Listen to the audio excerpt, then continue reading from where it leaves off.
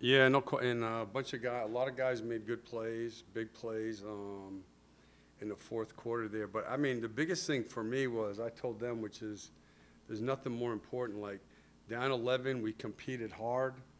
Um, I thought the whole game it was our effort was so good. They kind of crushed us on the glass early in the first half. It was better the last like 4.5 minutes. That's how we got back down to by one. But the biggest thing, I just liked our attitude. We fought hard. We hung in the game. Down 11, kept playing, and then we did the same thing in the second half, which is, nothing more important than how hard you play. Follow up on the rebounding a little bit. I think Atlanta was +2 in the first half. I think you guys were at +9 in the third and finished at +9. So I guess when you look at that, how much do you credit the rebounding there? And even when you guys had Oh, a tough shooting night. no question. And I think that, what happened, this is without watching the film, is the way we play now where everybody's going to the glass, everybody's got a rebound on every possession. And in the first half, Capella's, whatever, he's a top 4 or 5 offensive rebounder in the league, right? But we had more guys in there fighting. All those rebounds where there's 2 or 3 guys going up and a guy tips it, that's how you get a rebound now. Everybody's got to be in there fighting on every rebound, and we did that better as the game went on. Steve, you talked about the pregame matching Terry's minutes with Trey, obviously 4, 19, 5 turnovers. That seemed like a big part of the game, obviously. Terry was great. I thought he was great at both ends. He had the stretch in the second quarter where he hit the 2 threes that kept us close. His defense was really good.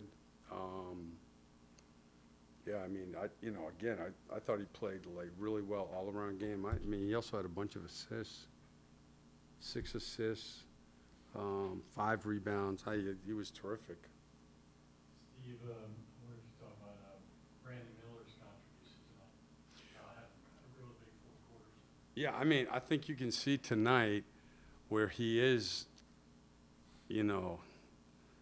not like most guys his age. I mean, so he gets in foul trouble in the first half, which kind of, some guys wouldn't be able to come back. Had a couple calls that could have gone his way, didn't get the calls, and then he makes huge, huge plays in the fourth quarter. And if you watch him, he's got great self-confidence, and he competes so naturally. And that's the way he is in practice every day also. What particular play, I just wondered, kind of stood out tonight, maybe about him when you watched the play?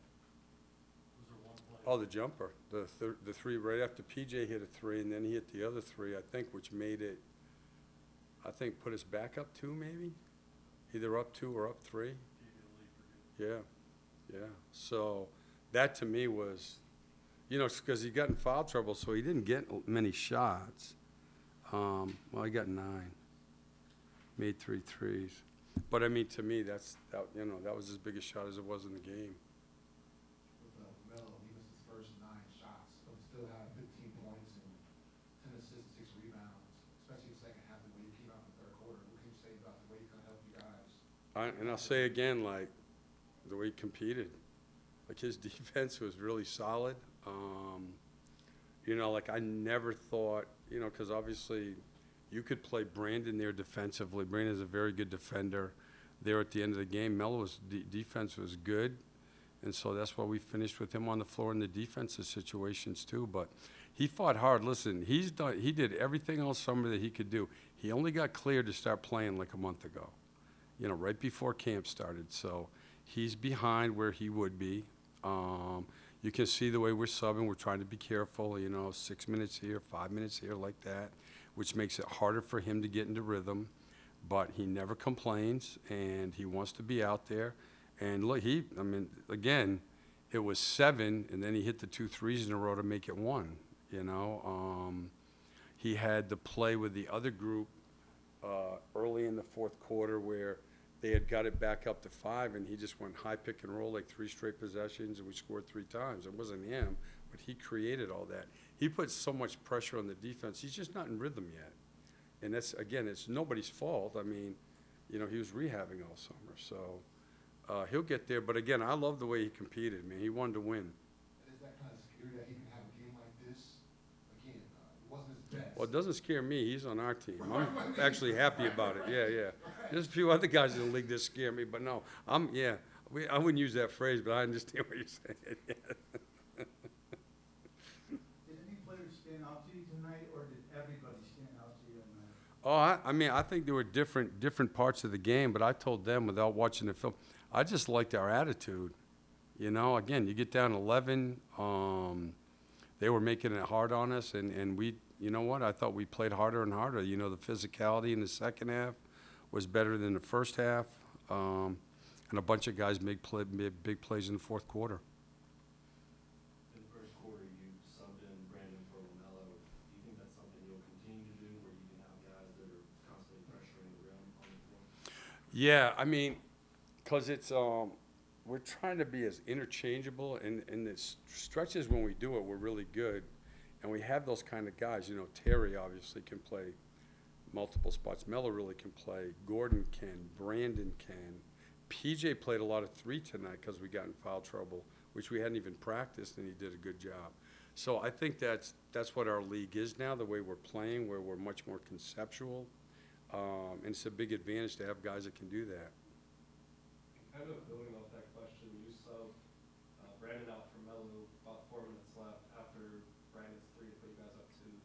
Is that something that, as he progresses and gains your trust, you keep him in those clutch time moments? Yeah, I mean, it could be. I mean, it just depends on how the game is going, you know. There could be, well, you know, like tonight after that, he went back in and we played smaller. So, but he had played, I mean, there's two parts of that. He was gassed. I mean, he made that shot. He had gone in at 6 of the third. I mean, he had played right there 14 straight minutes. So I was concerned about that too, which also makes it even, you know, what a big shot he made, you know, to play 14 minutes and he plays hard with that effort and then have, you know, enough legs to make that shot. But, I mean, you know, you want the freshest team you can have at the end of the game also. Good.